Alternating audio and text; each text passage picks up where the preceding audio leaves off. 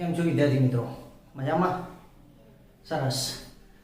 તો આપણે ચર્ચા કરી રહ્યા છીએ ચેપ્ટર નંબર 4 સામાયિક શ્રેણીની. તો અગાઉના વિડીયોમાં આપણે પ્રસ્તાવના અને આની થિયરીની સમજ મેળવી હતી.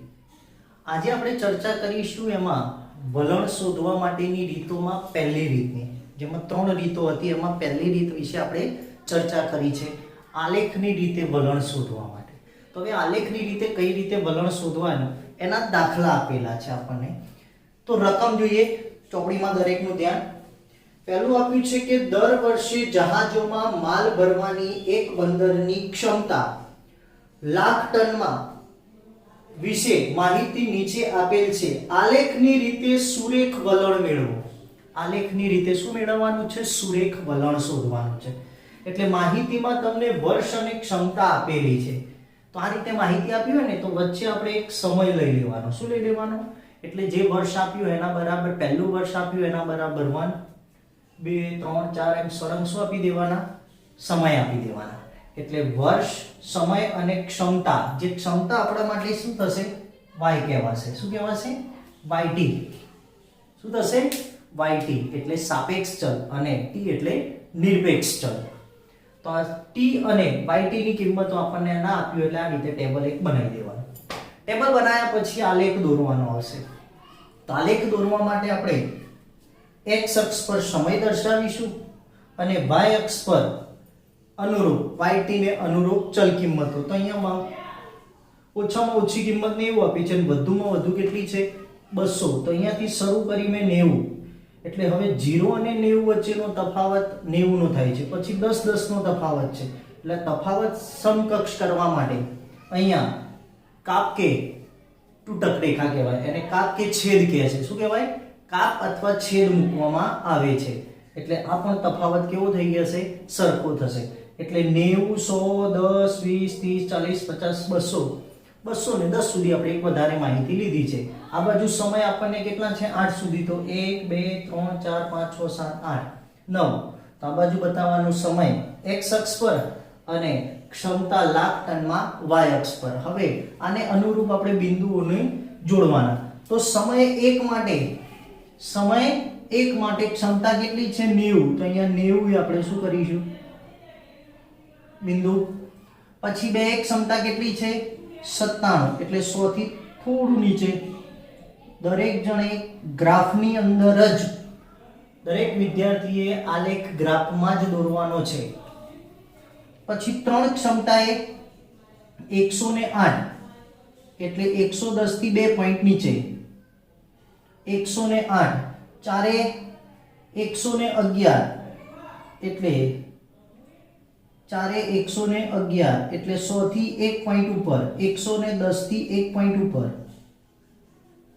પાંચે 127. તો પાંચે 127 તો 130 થી 3 પોઈન્ટ નીચે.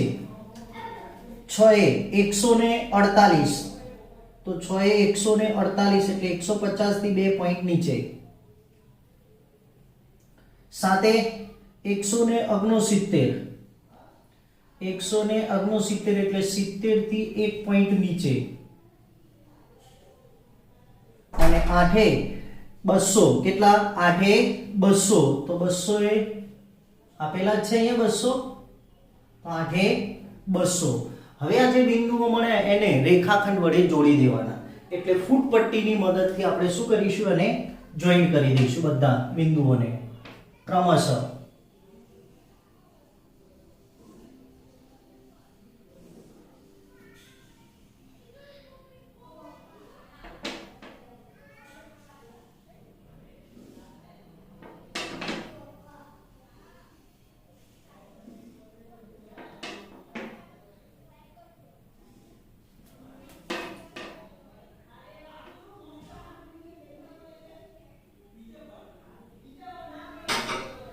તો હવે આ રીતે મળ્યા પછી બિંદુઓને જોડ્યા પછી આ બિંદુઓની નજીકથી પસાર થતો એક સુરેખ દોરવાનો છે.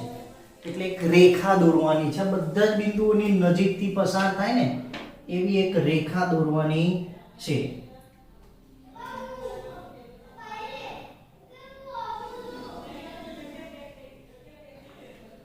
તો બિંદુઓની નજીકથી પસાર થાય ને એવી એક રેખા દોરવાની, જે આપણે શું દર્શાવશે? વલણ.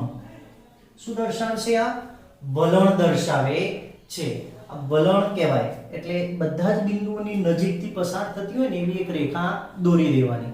એટલે વલણ સુરેખ પણ હોઈ શકે અને વક્ર પણ હોઈ શકે. તો આ કેવો છે? સુરેખ વલણ છે. કેવું છે?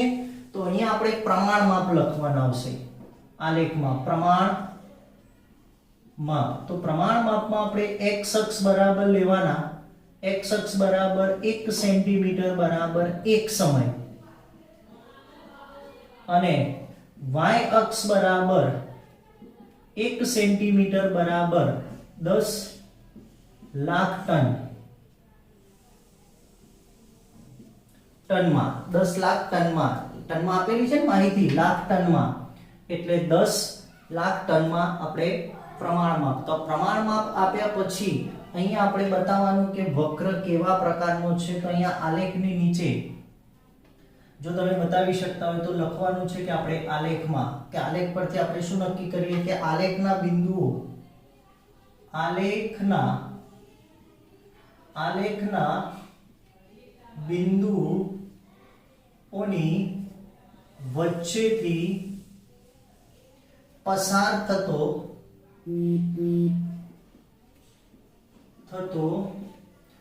વક્ર વલણ દર્શાવે છે. આટલું તમારે આલેખની નીચે લખી દેવાનું. એટલે આલેખના બિંદુઓની વચ્ચેથી પસાર થતો જે વક્ર છે ને, આ વક્ર સુરેખ વક્ર છે, એ શું દર્શાવે છે? વલણ દર્શાવે છે. તો આ રીતે આપણે આલેખ દોરવાનો રહેશે. તો હવે જોઈએ દાખલા નંબર 2. રકમમાં ધ્યાન.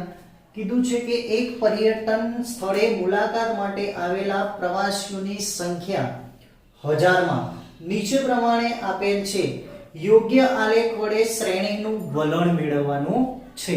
એટલે આપણે યોગ્ય આલેખ દોરી અને વલણ શોધવાનું છે. તો અહીંયા આપણને માહિતી આપેલી છે, વર્ષ આપેલા છે અને પ્રવાસીઓની સંખ્યા આપી છે 1000માં. તો એની વચ્ચે આપણે શું લઈ લીધું? સમય t. 1 2 3 4 5 6 7 જેટલા વર્ષ આપ્યા હતા એ પ્રમાણે.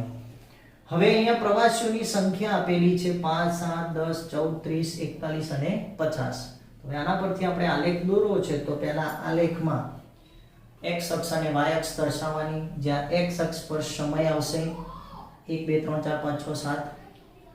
y અક્ષ પર પ્રવાસીઓની સંખ્યા 1000માં દર્શાવવાની છે. તો અહીંયા આપણે કાપકે તૂટક રેખા દોરીશું નહીં, કેમ કે અહીંયા દરેક વચ્ચેનો તફાવત, હા અહીંયા પણ બદલાશે, સોરી બધા વચ્ચે તફાવત સરખો છે ને, 0 થી 5, 5 થી 10, 10 થી 15, 5 5 નો તફાવત છે. એટલે અહીંયા કાપ કે છેદ મૂકવાની જરૂર પડશે નહીં. જો આ બંને વચ્ચેનો તફાવત એ આગળની કિંમતો, એટલે આ બે કિંમતો વચ્ચે બદલાતો હોય તો જ અહીંયા કાપ કે છેદ મૂકવાનો, અન્યથા કાપ કે છેદ મૂકવાની જરૂર નથી. સપ્રમાણ કરવાની કિંમત. તો અહીંયા 0 મળી ગયા છે. તો પ્રવાસીઓની સંખ્યા અને સમય. તો હવે આ બિંદુઓને આપણે ક્રમશઃ જોડીશું. તો પહેલું બિંદુ જોડવાનું થશે 1 5. એટલે 1 હતા ત્યારે પહેલા વર્ષે કેટલા પ્રવાસીઓ? 5000 પ્રવાસીઓ. બીજા વર્ષે કેટલા પ્રવાસીઓ? તો 7000 પ્રવાસીઓ. ત્રીજા વર્ષે કેટલા પ્રવાસીઓ? તો 10 પ્રવાસી. કેટલા? 10 પ્રવાસી. ચોથા વર્ષે કેટલા પ્રવાસીઓ થયા? તો 14 પ્રવાસી. કેટલા? 14. એટલે 15 થી 1 પોઈન્ટ નીચે. પાંચમા વર્ષે કેટલા પ્રવાસીઓ થયા? 30 પ્રવાસી. કેટલા?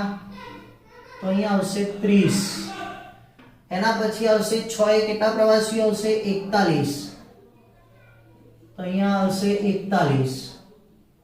એના પછી 7 એ કેટલા પ્રવાસીઓ છે? તો 50. તો 7 અહીંયા આવશે પ્રવાસીઓની સંખ્યા કેટલી? 50. હવે આ જે બિંદુઓ મળ્યા એને આપણે ફૂટપટ્ટીની મદદથી રેખાખંડ વડે આપણે જોડી દઈશું. તો પહેલું આપણે જોડીશું અહીંયા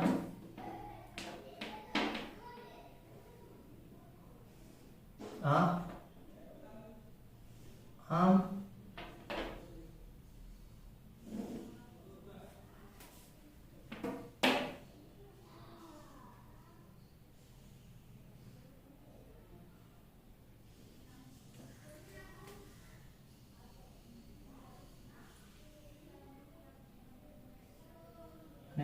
દોરીશું આમ.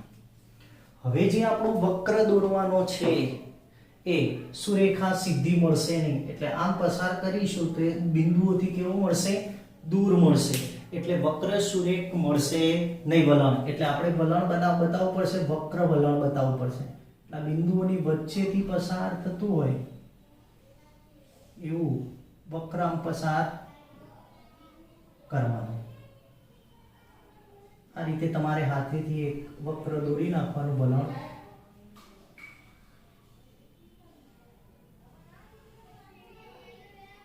આ રીતે તમારે તો આ જે વક્ર મળે છે એને કહીશું આપણે વલણ. એટલે વક્ર વલણ કહેવાય. અને આગળ દોર્યું આપણે સુરેખ વલણ કહેવાય. કેવું વલણ થશે? જો સીધી રેખામાં મળે તો એ સુરેખ વલણ કહેવાશે. અને આ રીતે વક્ર પરવલય આકારમાં મળે તો એને વક્ર વલણ કહેવામાં આવે છે. એટલે આ વલણ થશે. અને આ જે મળ્યું ને આપણા માટે મુખ્ય શ્રેણી કહેવાશે. મુખ્ય શ્રેણી. અને આ જે મળ્યું આપણા માટે વલણ. આ મળી ગયું. એના પછી આપણે અહીંયા પ્રમાણ માપ લખી નાખવાના. પ્રમાણ માપ. તો પ્રમાણ માપમાં x અક્ષ બરાબર 1 સેન્ટીમીટર બરાબર કેટલા થશે? 1 સમય. y અક્ષ બરાબર 1 સેન્ટીમીટર બરાબર 5000 પ્રવાસીઓ. તો આપણા માટે પ્રમાણ માપ થઈ ગયું. એના પછી આપણે નીચે લખવાનું કયા પ્રકારનું વલણ બતાવે છે. તો આલેખના બિંદુઓ લખવાનું. અહીંયા આલેખના બિંદુઓની વચ્ચેથી પસાર થતો વક્ર વલણ દર્શાવે છે. તો વક્ર શું દર્શાવે છે? વલણ દર્શાવે છે. એટલે જો સીધી રેખામાં મળે તો એ સુરેખ વલણ, અને પરવલય આકારમાં મળે તો એ વક્ર વલણ કહેવાશે. ઓકે. તો આગળના જે બે દાખલા છે તમારે સ્વાધ્યાય 4.1 ના ત્રીજો અને ચોથો સ્વાધ્યાય પૂર્ણ કરવાના છે. બંને સુરેખ વક્રવાળા જ છે, એટલે ધ્યાનથી દોરી લેજો. અને દરેકે આલેખ બુકમાં જ દોરવાના છે. એટલે કોઈએ સાદી ચોપડી કે નોટમાં દોરવાના નથી. દરેક જણે આલેખની અંદર જ આલેખ દોરવાના રહેશે. ઓકે. Thank you.